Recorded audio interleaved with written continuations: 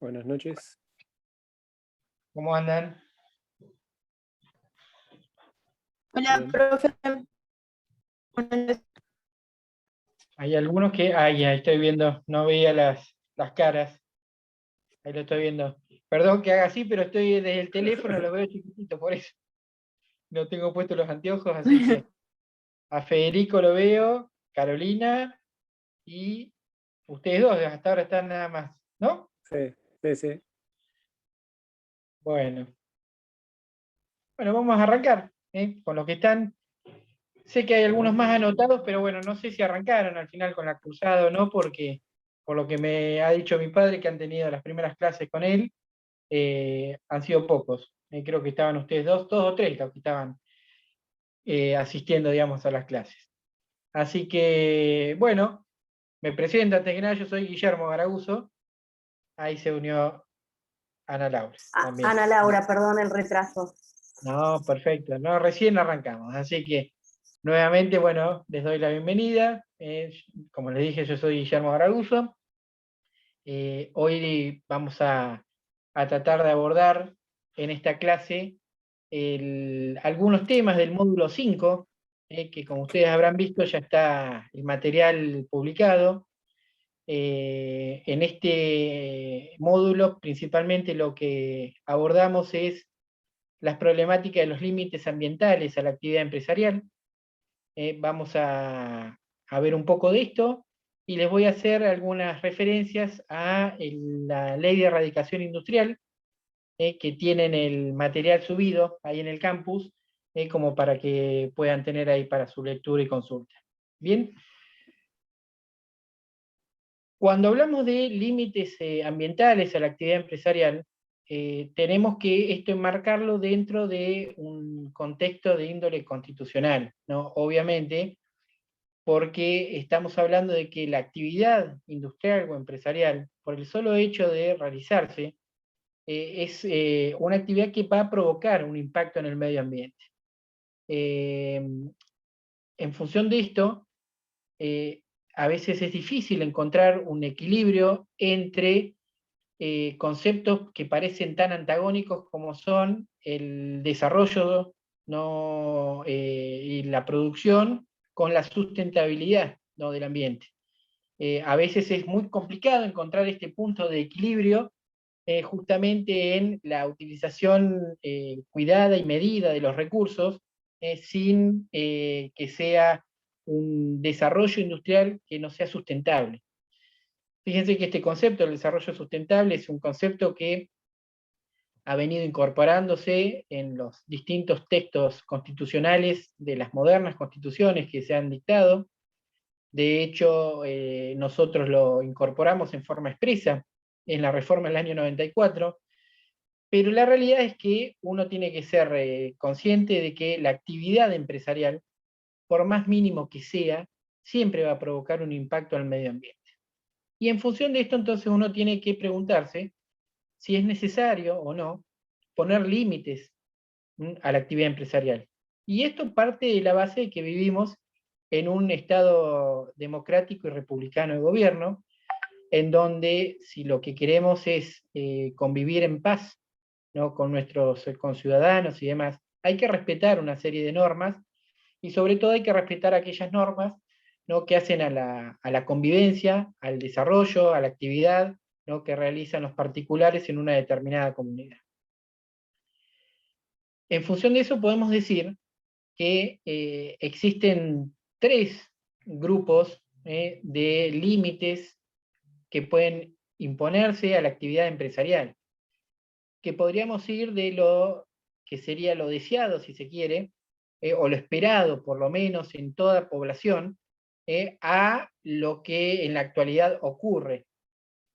¿Cuál sería el estándar deseado, digamos, de un empresario o de un industrial? Que establezca lo que se llama la autotutela. O sea, que sea el propio industrial o empresario el que fije los límites a su actividad empresarial. Límites establecidos desde sus estatutos, desde su actividad, desde los reglamentos que establecen la forma en que se va a llevar adelante la actividad.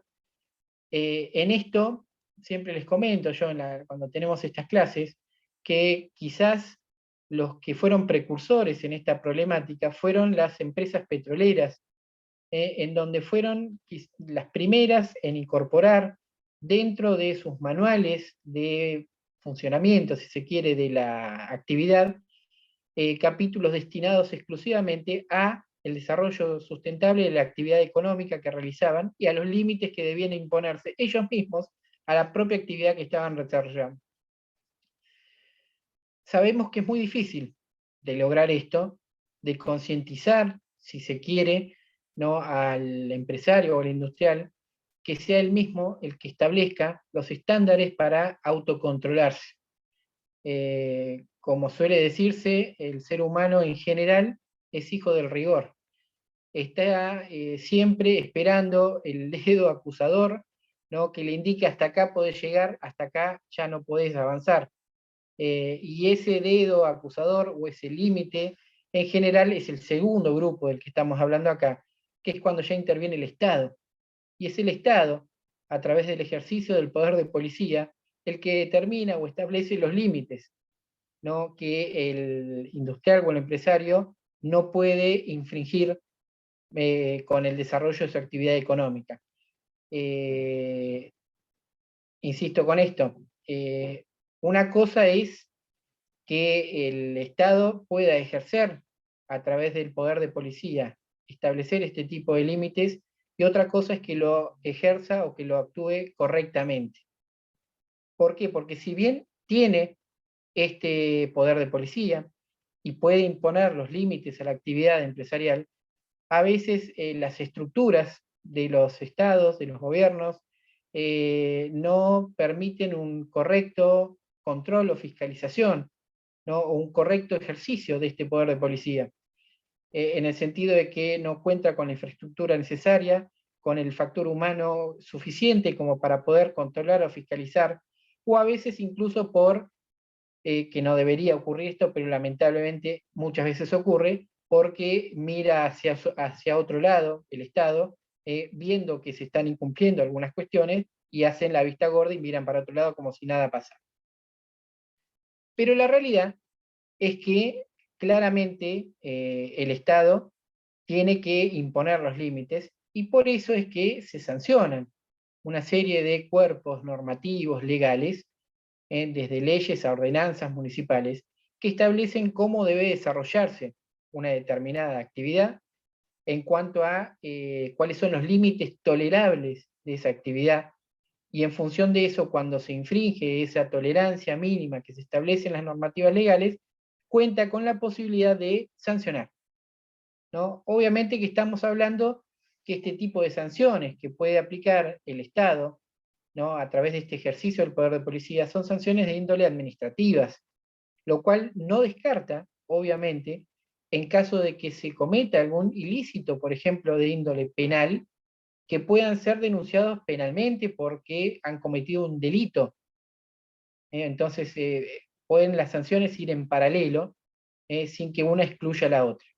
Pero en general, las leyes que regulan toda esta problemática supletoriamente aplican siempre el procedimiento administrativo, y las sanciones son de índole administrativa, que pueden ir de las sanciones más leves, como son un apercibimiento, un llamado de atención, pasando por multas, y llegando a lo que son en general las clausuras, ¿no?, de establecimientos comerciales o industriales, que pueden ser clausuras parciales o totales, y pueden ser permanentes o temporales. Doctor, En ¿le función puedo de hacer una esto, pregunta?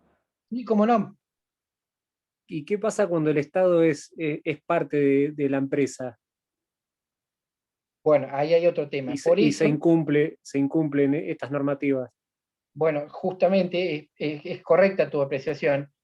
Por eso es que fíjense que como el Estado en muchos casos es socio, ¿no?, y forma parte de algunas empresas, por eso es que existen los organismos de contralor de este tipo de empresas en las cuales el Estado es parte, ¿no?, porque si no, sería un círculo vicioso en donde quien tendría que controlar, como es el mismo, no se controla. y por eso hay en casi todas las actividades, ¿no?, organismos de contralor de este tipo de sujetos para evitar esto. De más está aclarar de que a veces estos organismos son ineficientes también, y no controlan como debieran controlar. Pero está bien la apreciación que haces, Federico, de que sabemos que hay muchas empresas en la actualidad en donde el Estado es un socio partícipe importante, ¿no?, en esto, y pretender que el mismo Estado se controle y se sancione, ¿no?, eventualmente a veces puede tornarse dificultoso. Pero además de todo esto, un cambio importante en toda esta problemática lo introdujo, lógicamente, la reforma de la Constitución del año 94, tanto en el ámbito nacional como en el ámbito provincial, en donde, como consecuencia de esta reforma, ustedes bien saben que se le dio un reconocimiento expreso, lo que antes implícitamente era reconocido, ¿no?, a los derechos denominados de tercera generación, o derechos de incidencia colectiva, entre los cuales justamente está, ¿no?, el derecho a gozar de un medio ambiente sano. Fíjense que se incorpora en forma expresa en el artículo 41 de la Constitución Nacional el concepto del desarrollo sustentable, ¿no? Y de este artículo 41 se desprenden algunos elementos muy, muy importantes en materia de la problemática que estamos abordando acá, en cuanto a los límites a la actividad empresarial. Y siempre remarco, porque a veces parece más una exposición de intenciones en algún aspecto del artículo 41, y es mucho más que esto. Fíjense que el artículo este les menciona que la población tiene el derecho a contar con una adecuada educación en materia ambiental, y que el Estado tiene que realizar o brindar una correcta información de las problemáticas ambientales. Entendido la problemática ambiental desde el punto de vista también de la salubridad, la salud de la población, ¿no?, y no solamente las cuestiones ambientales estrictamente hablando. Educación e información son dos pilares fundamentales que tenemos que tener acá. ¿Por qué? Porque esto es lo que va a llevar a que en un futuro, esperemos no tan lejano, yo lo veo, soy bastante pesimista, pero bueno, esperemos que no sea así, por lo menos hay un avance importante, que la educación y la información permitan, ¿no?, que esos estándares de autotutela que pretendemos que el propio empresario imponga, se establezcan y radiquen definitivamente. Una buena educación, una buena información va lógicamente a colaborar con que la formación de hoy nuestros pequeños, que mañana podrán ser los industriales del futuro, ¿no?, puedan inculcarle algunas ideas o alguna formación que permita revertir un poco la situación por la cual hoy estamos atravesando. Esto va de la mano con un cambio también de paradigma que se produjo en el año 94, en donde el paradigma que estaba instalado ahí era el principio del contaminador pagador. O sea, la empresa que provocaba un daño al ambiente, la empresa que contaminaba, la sanción que se le imponía era: contaminaste, pagá, resarcí los perjuicios.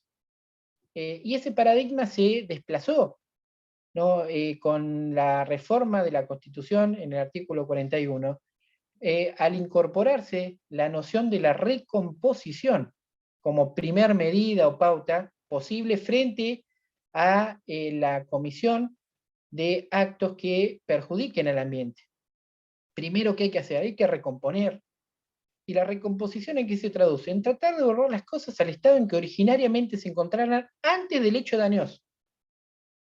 Y si esto no se puede, recién si esto no se puede, o el lograrlo importaría que se deba esperar un largo plazo hasta que se pueda llegar a recomponer esta situación, bueno, ahí supletoriamente entraríamos dentro de lo que es indemnice.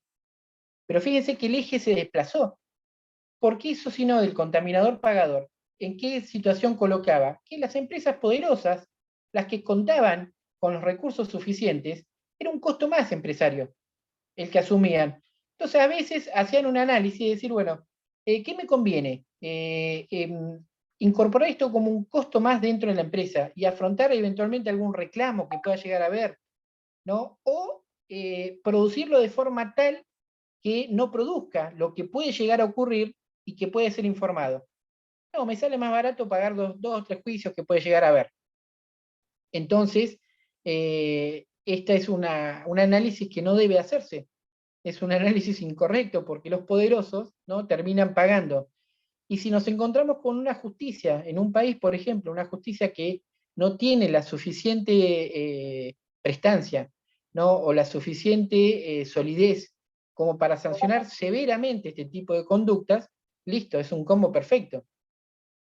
Soy una empresa poderosa, tengo los recursos suficientes, es un costo más que voy a incorporar y prefiero cubrir una serie de reclamos a tener que cambiar la forma en que voy a desarrollar o elaborar mis productos en el mercado. Si después encima no me van a sancionar tan severamente, bueno, listo, lo hago de esta manera, ¿no? Y esto, por supuesto, que no tiene que ser así. Pero además de todo esto, fíjense que partimos del primer grupo, yo les dije, la autotutela, que sea el propio empresario el que fije sus límites a la actividad que va a desarrollar. Cuando esto no se logra, que es en la gran mayoría de los casos, es el Estado, a través del poder de policía, el que va a fijar los límites a la actividad empresarial.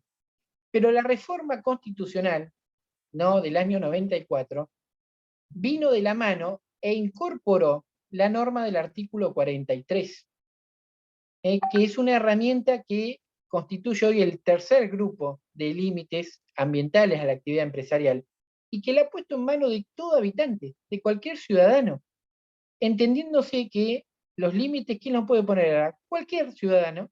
¿A través de qué? A través del ejercicio de acciones de amparo. Fíjense, lo que antes era tan dificultoso, y que diera lugar a fallos contradictorios, ¿no?, en donde la jurisprudencia avanzaba 2 pasos y retrocedía 5, avanzaba 3 y retrocedía 2, porque en materia de derechos de la tercera generación, esto era lo que ocurría, principalmente por la problemática que se planteaba con 2 aspectos cuando se analizaban los derechos de esta tercera generación. Era, bueno, primer cuestionamiento, ¿cuál es el derecho subjetivo lesionado que usted está invocando para actuar o hacer actuar a la jurisdicción para que actúe en defensa suya? O sea, ¿cuál es el derecho subjetivo que usted se le está lesionando? Cuando hablamos, por ejemplo, del ambiente, como en este caso. Y salvo que uno pudiera demostrar, que se daban algunos casos, que el hecho de alguna contaminación ambiental a mí me había provocado un daño en mi salud, por ejemplo, me había provocado una enfermedad o algo por el estilo, bueno, ahí podía haber un derecho subjetivo lesionado, pero porque estaba involucrado el derecho a la salud, además.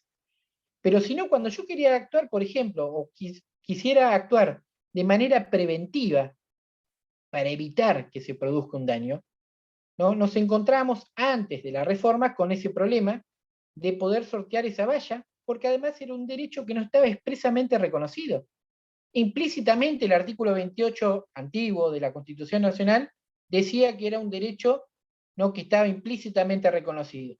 Pero recién en el 94 se le dio un reconocimiento expreso a este como al derecho a la información, al derecho de la habeas data y una serie de cuestiones más, ¿no?, relacionadas con los derechos de tercera generación.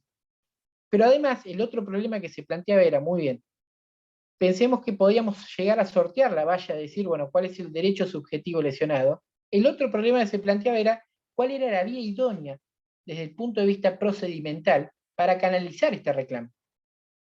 Y algo que ustedes dicen, bueno, pero está clarísimo, es una acción de amparo. Ahora, desde el 94 la fecha está claro. Porque antes no estaba tan claro el tema. La jurisprudencia era muy oscilante en este sentido, ¿no? Y en algunos casos decía, no, esta no es la vía idónea. El amparo está para otras cosas, no está para esto. Quizás ustedes recordarán un precedente, un leading case, que fue el de Catán contra Estado Nacional, que generalmente se les da en humanos, en constitucional y demás, que fijó algún criterio, algún parámetro en este sentido, ¿no?, porque justamente se trató de una problemática en materia ambiental, en donde se legitimó a un ciudadano cualquiera ¿no? Actuar en defensa de derechos de tercera generación, y consideró que la vía idónea efectivamente era el amparo. Pero esto estamos hablando antes del año 94, en donde, como les dije, la jurisprudencia era muy oscilante. En algunos casos lo admitía, en otros casos lo rechazaba. Esto, por supuesto, que se zanjó toda esta discusión desde el año 94 a la fecha, cuando se incorporó en forma expresa el artículo 43, ¿no? Que hoy no deja lugar a ningún tipo de dudas en cuanto a que la actuación en defensa de los derechos de tercera generación, contemplados en el artículo 41 y 42, es a través del ejercicio de una acción de amparo. Entonces, ¿con esto qué quiero decirles? Que cualquier ciudadano hoy puede poner límites a la actividad empresarial, ejerciendo su derecho constitucionalmente reconocido a interponer una acción de amparo para evitar, prevenir, no suspender, no clausurar una actividad que produzca un daño al ambiente. Por supuesto que estamos medio lejos todavía de esto, porque no hay una idiosincrasia en la población en general todavía de actuar en defensa de este tipo de derechos, más allá de lo que pueden llegar a actuar algunos organismos especializados, ONG, ¿no? O grupos que actúen en defensa de este tipo de derechos, pero en la población en general no está todavía instalado esto. Está bien, hay Carolina que dice que se les desconecta, no hay problema. El tema es que no pierdas el hilo, nada más. Entonces, por eso les decía, más allá de este reconocimiento, ¿no?, que da el artículo 43, dependerá cómo evolucione la sociedad en el accionar de este tipo de vías legales como para poner límites a la actividad de la empresa. Por lo tanto, podemos decir que hablando de límites tenemos lo ideal, la autotutela. El propio empresario el que establezca cuál es la forma correcta, ¿no?, en que debe llevar adelante su actividad, reconociendo que va a provocar un impacto, pero previendo en ese caso cuáles serían los mecanismos paliativos para, de alguna forma, evitar al máximo posible el daño que pueda llegar a provocar, ¿no?, implementando planes de contingencia frente a hipótesis que se pueden llegar a plantear. Eso es lo que uno desea, eso es lo que uno espera en cualquier sociedad que se diga responsable desde el punto de vista social.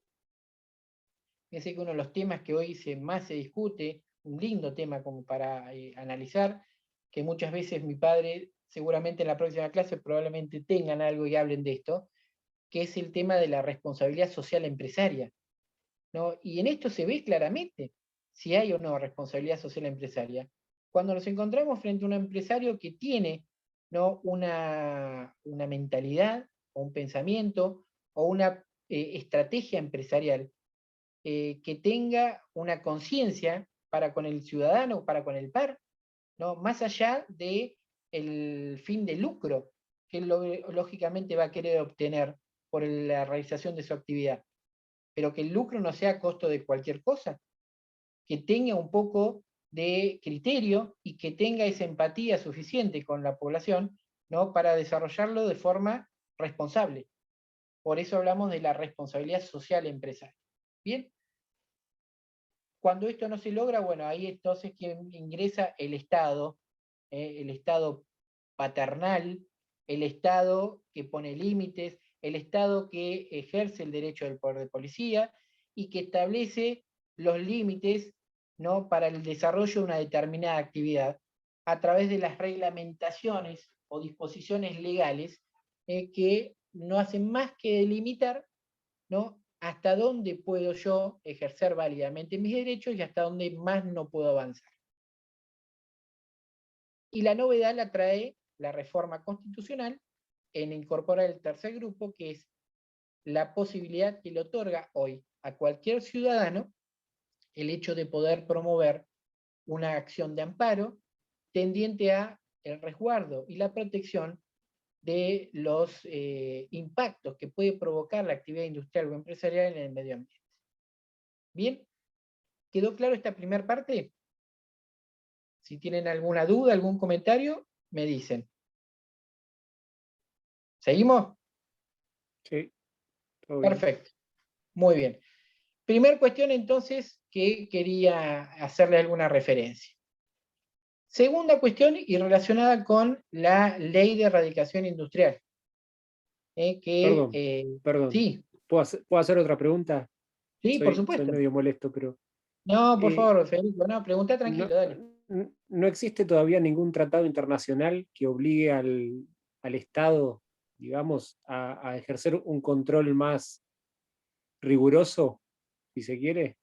Porque sé No, que hay muchas organizaciones internacionales que se dedican a este tema de los derechos de la tercera generación, pero no sé si hay algún tratado que todavía no se ratificó acá o no. no sé Mirá, si fíjate existe. a qué punto esto no es así, que algunos estados poderosos, de los que conocemos, ¿no? Con relación a algunos compromisos que se han asumido en algunos convenios en la índole internacional, no aceptan las condiciones.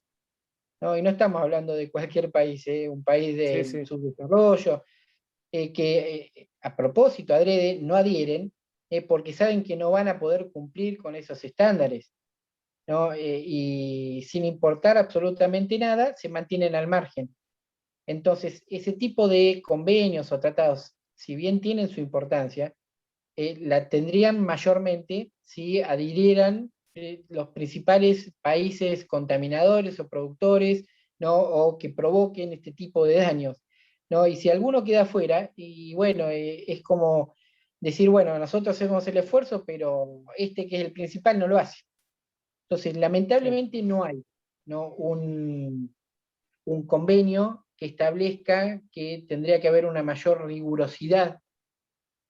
Y pienso además que tampoco tendría que serlo. Yo por eso les insistí con remarcar que esto importaría, lo que tendría que lograrse es un cambio en la mentalidad de la gente. ¿No? En no llegar a este grado de decir, bueno, vamos a que el Estado ajuste más, ¿no? Que ponga mayores límites, mayores controles, mayor persecución en cuanto a que desarrollen la actividad bien. Esto hay que cambiar la cabeza de la gente. ¿No? ¿Y esto de qué forma lo vamos a lograr? De una sola, con educación en primer lugar y con información correcta en otro. Y esto en alguna medida se ha avanzado bastante. Que esto justo, mira, me vino bien porque me había olvidado de comentarles esto. En materia de educación, imagínense, yo tengo 47 años ya.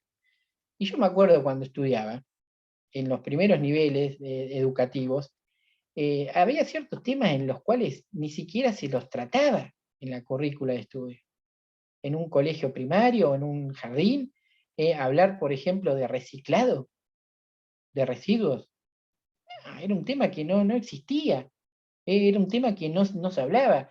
Hablar del efecto invernadero, ¿no? Y de algunas otras cuestiones en materia ambiental, no, eran temas que eran absolutamente ajenos, ¿no? A la problemática que se atravesaba en aquella época.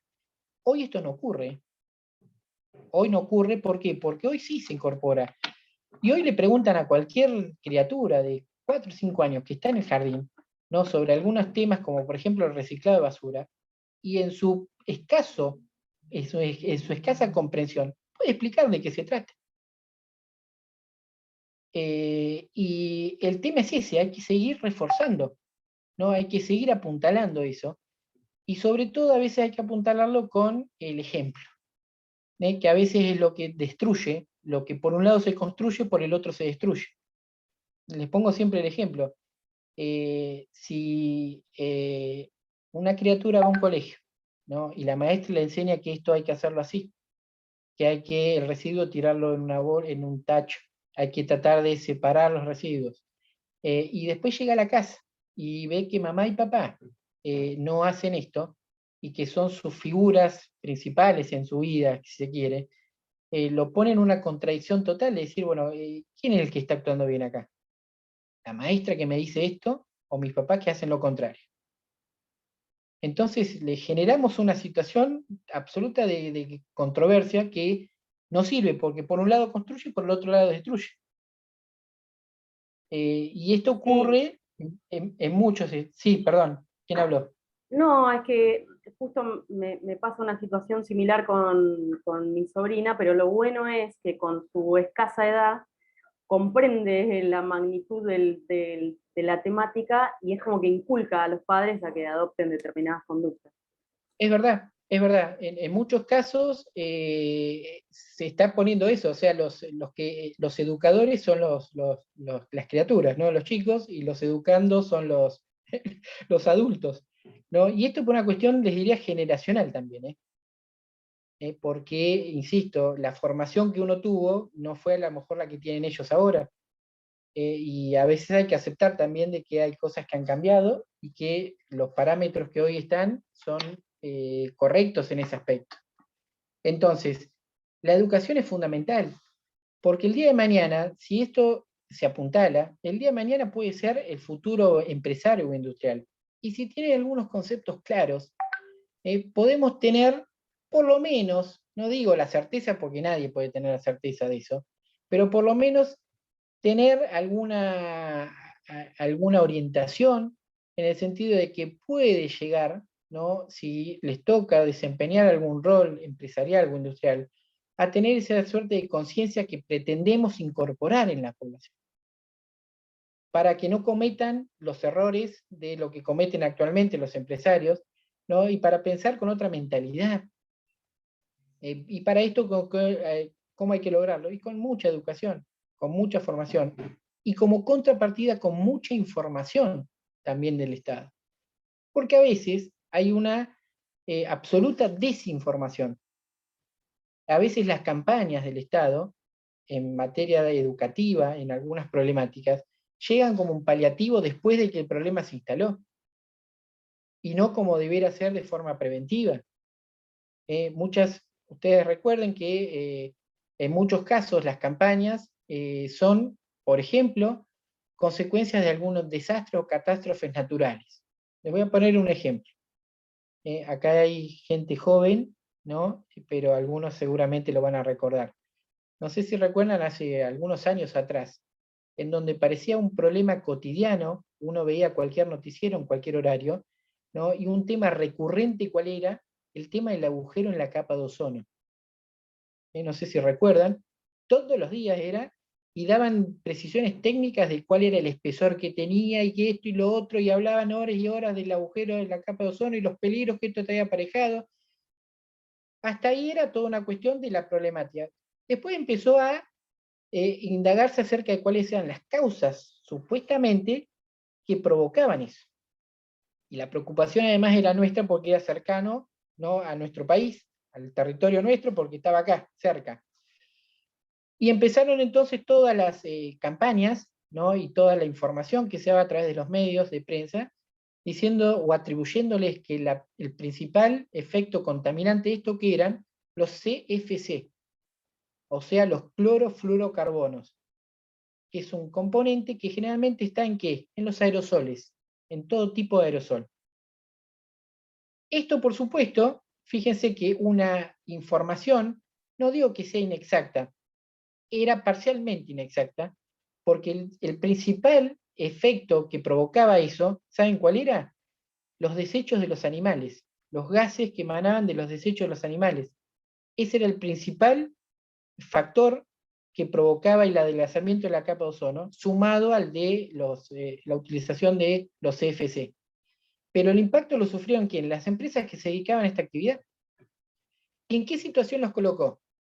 En que por estas campañas, que no eran unas campañas directas de desprestigio contra ellos, no era una cuestión personal, pero que fue por una problemática de índole ambiental, ¿no? Las empresas que se dedicaban a este tipo de actividad, ¿qué tuvieron que hacer?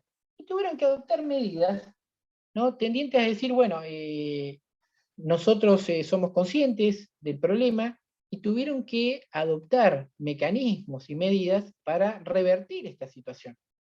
Por eso es que empezaron a aparecer, yo no soy químico ni mucho menos, y no puedo darles la certeza, ¿no?, pero de un momento para el otro los productos estos empezaron a salir a la venta con validaciones y sellos de empresas que decían que no provocaba, creo que lo siguen teniendo en algunos, ¿no? Que no provocaba o afectaba la capa de ozono, porque no contenían esos productos, habían sustituido por otros mecanismos o por otros ingredientes.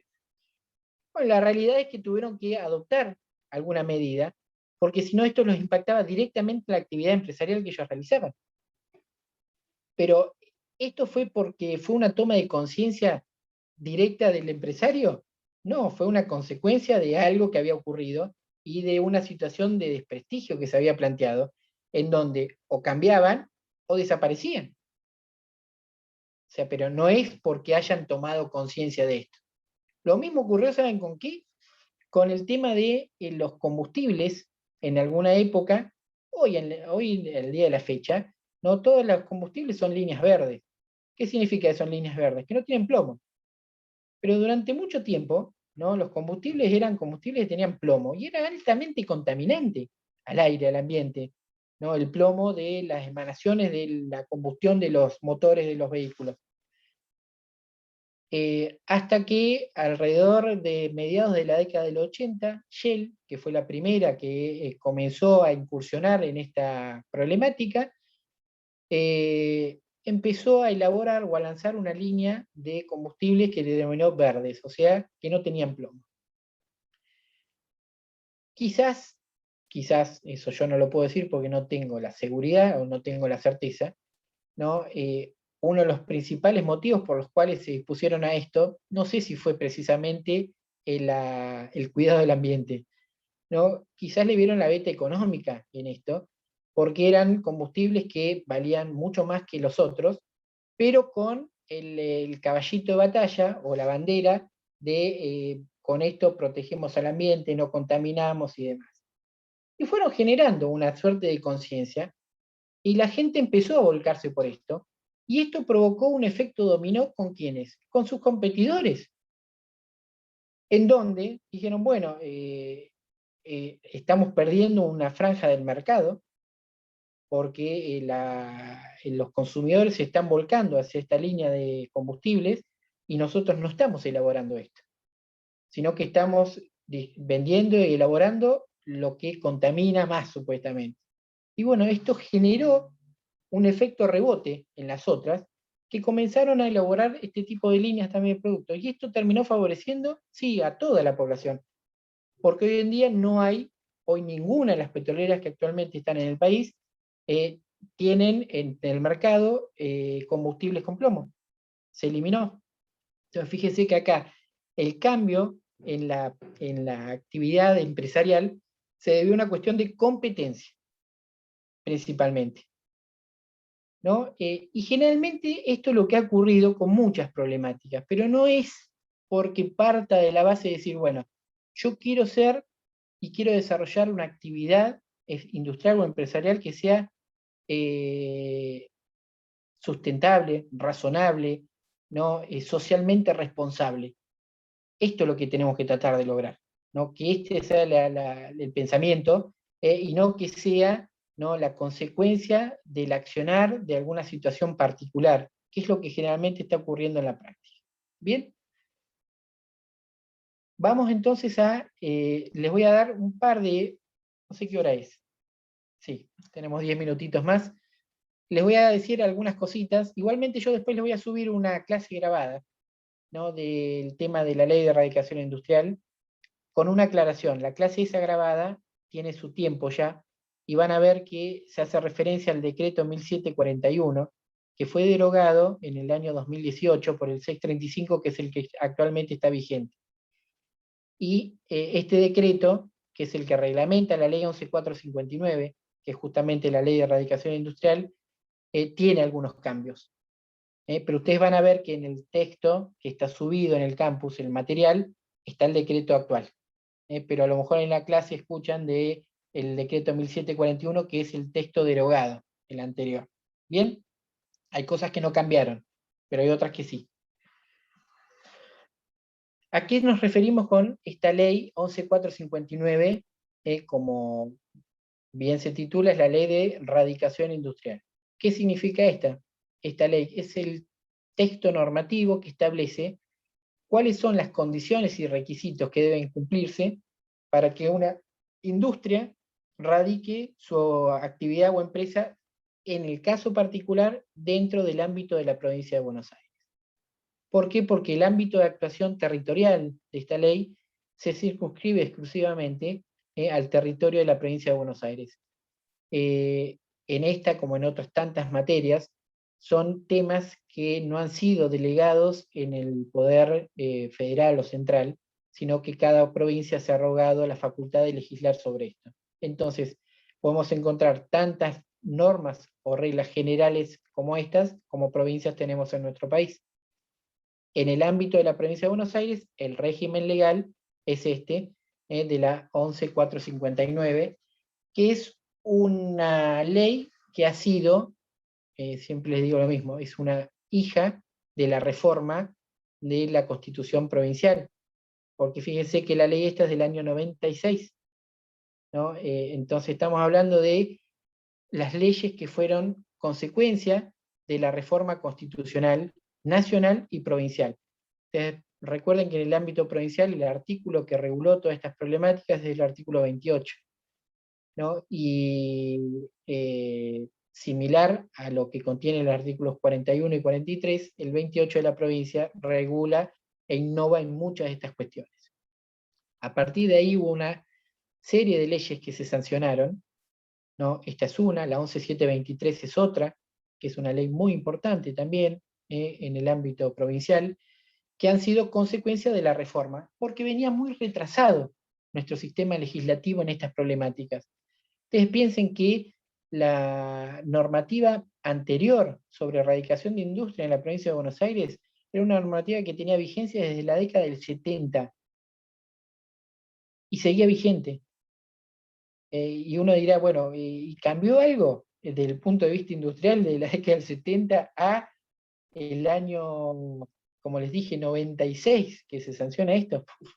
La pucha, se había cambiado la cosa, ¿no? Y sin embargo seguíamos con un régimen que estaba atrasadísimo, ¿no? En cuanto a las problemáticas actuales, ¿no? Que se estaban discutiendo. Bueno, en función de eso, en el año 96 se sanciona esta ley 11459 que trajo cosas muy importantes, ¿no? A remarcar cuáles principalmente. Una de ellas es la necesariedad y obligatoriedad de realizar estudios de impacto ambiental. Las industrias que pretendan radicar en la provincia de Buenos Aires, para poder comenzar a realizar sus actividades, deben contar con un estudio de impacto ambiental. Y por supuesto este estudio tiene que elaborarse y aprobarse en forma previa al inicio de la actividad. Lo cual es una garantía, en el sentido de que antes no se exigía esto. Antes se iniciaba y después se controlaba. Ahora no, ahora el control es previo y después, si pasaste el control, iniciás. Lo cual es muy favorable. Esto es lo que debe hacerse. Antes existían lo que eran auditorías, por ejemplo, en materia ambiental. Pero una auditoría puede hacerse con la actividad en funcionamiento. El estudio de impacto ambiental siempre es previo al inicio de la actividad. Y es una de las condiciones o requisitos que la ley exige que tenga que ser confeccionado este estudio de impacto ambiental y aprobado para poder realizar o iniciar la actividad. Perdón, ¿quién ¿Sí? lo hace el estudio este? Lo tienen que hacer organismos o sujetos previamente inscriptos en un listado autorizado, ¿no? Que son especializados porque no puede cualquiera estar haciéndolo. Entonces se elabora un listado que se va renovando y que está a cargo de la autoridad de aplicación de la ley 11459, que es la OPDS, esas son las siglas, que significa el Organismo para el Desarrollo Sustentable. Son organismos que van cambiando de nombre, pero siempre cumplen la misma función. Antes se llamaba Secretaría de Política Ambiental. Hoy se llama OPDS, y es la autoridad de aplicación. Y los que pretendan, ¿no?, confeccionar este tipo de informes con validez y con legalidad, tienen que inscribirse en un listado especial para poder hacerlo. Porque se entiende de que quienes lo tienen que elaborar tienen que tener los conocimientos técnicos y científicos suficientes como para poder analizar y evaluar algunas cuestiones técnicas, ¿no? sobre todo, que tienen que incorporarse acá. En función de esto, la ley lo que hace además es establecer distintos niveles de complejidad de las industrias, clasificándolas. Y si bien el texto legal, ustedes van a ver que este tipo de leyes tienen la particularidad de que son leyes que tienen escasos artículos. Esta ley no supera los 40 artículos. Lo que sucede es que la reglamentación es bastante extensa. Y en general, esta es la tesitura de este tipo de leyes. Textos legales breves y reglamentaciones bastante más extensas. Acá es lo mismo. La ley ha establecido un criterio de clasificación absolutamente deplorable, ¿no? ¿Y por qué les digo esto? Porque el criterio es un criterio que es subjetivo y que da lugar a interpretaciones que pueden ser para un lado o para el otro. Clasifica las industrias en 3 categorías, primera, segunda y tercera categoría. Hasta acá no hay problema. El problema está dado en la calificación que le da la ley 11.459, que por suerte después esto se subsanó con el decreto reglamentario, que adopta un criterio objetivo y no subjetivo como este, pero la ley adopta un criterio subjetivo muy, muy peligroso. ¿Por qué? Porque dice que las industrias de primera categoría van a ser aquellas que por la actividad que desarrolla se consideren un peligro a la población, a la salud, a la salubridad circundante, al medio ambiente, porque las mismas se consideren que son inocuas. Lo que escucharon. Yo les pregunto, a la altura de su carrera, ¿no?, en donde seguramente ya tienen unas cuantas materias encima, ¿no?, ¿en alguna otra materia escucharon desde un punto de vista jurídico que se hable de algo inocuo? No, suena más como a otra rama de la ciencia, ¿no? A la biología, no sé, a la salud, ¿no?, a la medicina. ¿Qué significa ese inocuo? Está bien, uno puede llegar a entender. Inocuo es que sea casi como decir inerte, que no provoque ningún tipo de daño o perjuicio. Pero estamos frente a un texto legal y habría que darle un poco más de precisión. Y lo que es inocuo para uno, para otro puede no serlo. Ese es el tema. Y por eso es que decía que adopta un criterio subjetivo. Y para mí puede ser inocuo, y para otro puede ser que no. Pero peor es en el caso de las de segunda categoría. ¿Saben qué criterio adopta acá? ¿Cuál es el término que utiliza? Incómodos. ¿Qué es peor? Yo creo que este es peor todavía. Porque ¿qué significa que sea incómodo el desarrollo de la actividad? Que el espacio donde desarrollan la actividad sea un espacio reducido, que tenga poco personal que desarrolle la actividad, que tenga más máquinas o menos máquinas que las que debiera tener, que esté ubicado en un lugar que no sea el más propicio. La verdad que es bastante complejo, ¿no?, de hablar de incomodidad para clasificar un emprendimiento, por considerarlo incómodo. Insisto con lo mismo, lo que puede ser muy incómodo para uno, puede ser muy cómodo para otro. Y las de tercera categoría, y sí, porque utiliza un criterio jurídico conocido, que es el de la peligrosidad. Este lo tenemos incorporado dentro del vocabulario jurídico que estamos acostumbrados. Pero el de la inocuidad y el de la incomodidad, lejos está, ¿no?, del vocabulario que ustedes vienen estudiando y conociendo. Como se advirtió, ¿no?, que evidentemente esto iba a traer cola y que iba a traer algún tipo de problema, esto se salvó, se saneó de alguna manera con los decretos reglamentarios posteriores que se sancionaron, que establecen un criterio de clasificación objetivo, que es el que se denomina el NCA, o sea, nivel de complejidad ambiental. ¿Cómo se determina este nivel de complejidad ambiental? Con la sumatoria de una serie de rubros o conceptos que van a arrojar una cifra final, y en función de esa cifra final que dé la sumatoria, cuando no supere un cierto número va a ser de primera categoría, cuando esté entre un número y otro va a estar en la segunda, y cuando supere ese tercer número va a estar en la tercera categoría. Entonces acá es más claro, porque acá sí es un criterio objetivo. ¿Y qué elementos se toman en cuenta acá? La dimensión del emprendimiento, por ejemplo, el tipo de residuos que genera, la cantidad de potencia o energía que utiliza para la elaboración del determinado producto, la ubicación de dónde está la industria. O sea, se toman en cuenta todos estos elementos que arrojan determinados valores. Y la sumatoria de todos estos rubros, ¿no?, o conceptos es lo que va a determinar el número final. En función de ese número final, si es hasta 11, es de primera categoría. Si está entre 11 y 22 es de segunda categoría, y si supera los 22 puntos es de tercera categoría. Entonces acá dejamos de lado la subjetividad. La cuestión es mucho más simple. Y para evitar cualquier tipo de discusión, ¿no?, en forma periódica se van elaborando listados en donde se van incorporando en estos listados por parte del organismo de Contralor las industrias o establecimientos que se consideran en una nómina, en una lista de primera categoría, de segunda categoría o de tercera categoría. Entonces uno no tiene más que buscar en esos listados y ver si la actividad que yo voy a pretender radicar está en una categoría, en la otra o en la siguiente. ¿Bien?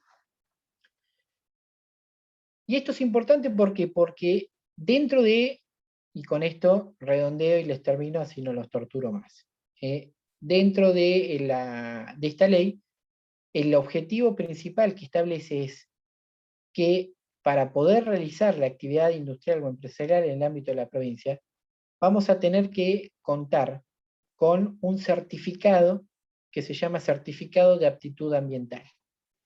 Para esto la ley establece un trámite, esto lo van a poder leer ustedes en la ley, no es tan complejo, quién lo puede iniciar, cuáles son los plazos y demás, pero lo importante es saber que este trámite tiene una clara finalidad, que es la obtención del documento habilitante para poder desarrollar la actividad, que es el certificado de aptitud ambiental. Para esto tendré que cumplir con una serie de requisitos, ¿no?, documentales, entre los cuales uno de ellos es lógicamente el estudio de impacto ambiental. El resto es papeles que nos piden, ¿no?, de todo tipo como para poder hacer este trámite, y aprobado el mismo, me va a otorgar el certificado de aptitud ambiental, que es el documento habilitante y legitimante para poder realizar la actividad. Y además de esto, me va a dar un número que se denomina la CUI, CUI, que es la clave única industrial, es parecido a la QUIT, al QUIL que ustedes conocen, en este caso es la CUI, que se llama clave única industrial, que es una suerte de identificación de índole tributaria también, que viene de la mano junto con el certificado de aptitud ambiental. Bien, este certificado originariamente tenía un plazo de vigencia de 2 años, hoy tiene un plazo de vigencia de 4. ¿Y qué significa? Que cada 4 años yo tengo que renovarlo. Tengo que renovarlo. Y si tengo que renovarlo, ¿qué tengo que hacer? Y tengo que cumplimentar con todo lo mismo que tuve que cumplir en la primera oportunidad. Salvo que uno demuestre que durante ese periodo de 4 años, mi emprendimiento no ha modificado absolutamente nada. Sigue estando en el mismo lugar, sigue teniendo la misma cantidad de personal, sigue utilizando las mismas máquinas, o sea, no ha habido ningún tipo de cambio, en cuyo caso el trámite de renovación es mucho más simple, más abreviado.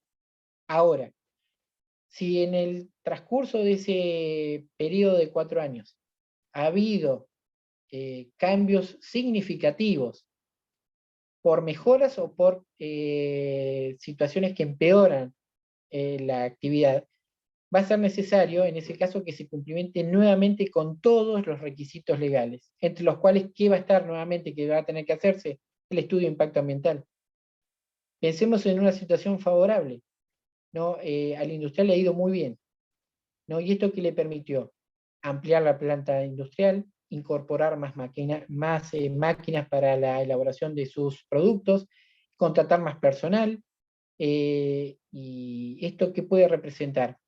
Que haya una recalificación del emprendimiento, que pasemos de una primera a segunda categoría, o de una segunda a tercera. Podría hacerlo. y en cuyo caso entonces va a ser necesario que se presente y se elabore nuevamente un estudio de impacto ambiental. Sí, sí, necesariamente. Entonces cada 4 años hay que renovarlo, y se renueva indefinidamente. Por último, y es una cuestión importante a tener en cuenta, sobre todo en nuestra ciudad, en donde nos encontramos que es una ciudad ya importante y grande, y que tiene la particularidad de tener 2 jurisdicciones en la ciudad. Tenemos una jurisdicción municipal y una jurisdicción provincial. Dentro del territorio físico del Partido General Porredón, tenemos 2 jurisdicciones. Y en función de esto, entonces, ¿qué problema se nos puede plantear? Que en virtud de ello, depende de donde yo quiera radicar la industria, será el órgano al cual yo me tenga que dirigir eventualmente para obtener el certificado de aptitud ambiental. ¿Y dónde hay jurisdicción provincial acá? En el puerto. La zona portuaria es jurisdicción provincial, no es municipal. Y en ese caso, entonces, no va a ser ante la municipalidad, que sería el órgano natural de recepción de este tipo de trámites, para obtener el certificado de aptitud ambiental, sino que lo voy a tener que hacer ante el Consorcio Portuario Regional de Mar del Plata, que es el órgano que administra actualmente la zona del puerto de Mar del Plata. Entonces, ¿esto de qué va a depender? Del lugar donde yo pretenda radicar la industria. Y esto se nos da acá, particularmente en esta ciudad. Y el otro problema que tenemos, o la otra problemática que se presenta, es que en los últimos tiempos ha habido un crecimiento, una expansión importante que ha creado parques industriales, en gran medida, en distintas vías de acceso a la ciudad, ¿no? En la zona de Batán, en la ruta 226, en la ruta 2, ¿no? Y los parques industriales, uno tendría que preguntarse lo siguiente: ¿necesitan el parque industrial también contar con un certificado de aptitud ambiental? Sí, por supuesto. La ley dice que es obligatorio. Y si yo me radico dentro de un parque industrial, una empresa se radica dentro del parque industrial, podría decir, bueno, si el parque industrial ya tiene el certificado, yo no necesito, no, el certificado de aptitud ambiental. No, no, por supuesto que también lo tiene que tener. Una cosa no excluye la otra. Individualmente lo tengo que tener y el parque industrial también. La ley, por último, lo que también incorpora dentro del texto legal es todo un régimen sancionatorio, como les dije, en donde establece cuáles son las medidas sancionatorias que se pueden aplicar, y hace también algunas referencias a las facultades, ¿no? y potestades que tienen de fiscalización los órganos encargados del contralor de la legalidad y de la aplicación de esta ley. ¿Quiénes van a hacer en este caso? Lógicamente que será la autoridad de aplicación de la ley, la OPDS, en el ámbito provincial si se quiere, pero también los municipios o el consorcio va a tener esa facultad de investigación, de contralor, de fiscalización permanente sobre las industrias o actividades empresariales que desarrollen estas actividades. Bien, bueno, acá les di un panorama, un pantallazo de esto. Mañana yo les voy a habilitar estos audios. Yo tengo 2 clases grabadas de esto, como para que si quieren reforzar alguna cosa, después lo tengan disponible. ¿Bien? Perfecto. ¿Alguna duda? No, muy claro. Muchas gracias. Bueno, entonces me despido, los saludo. El jueves que viene van a tener clases nuevamente con mi padre, y después los abandonamos, los Garabuzo, y siguen con el resto de los docentes. ¿Bien? Bueno, Bueno, muchas bueno. gracias. Gracias por estar. Profesor. Saludos. Chao, chao. Chao, buenas noches. Hasta luego.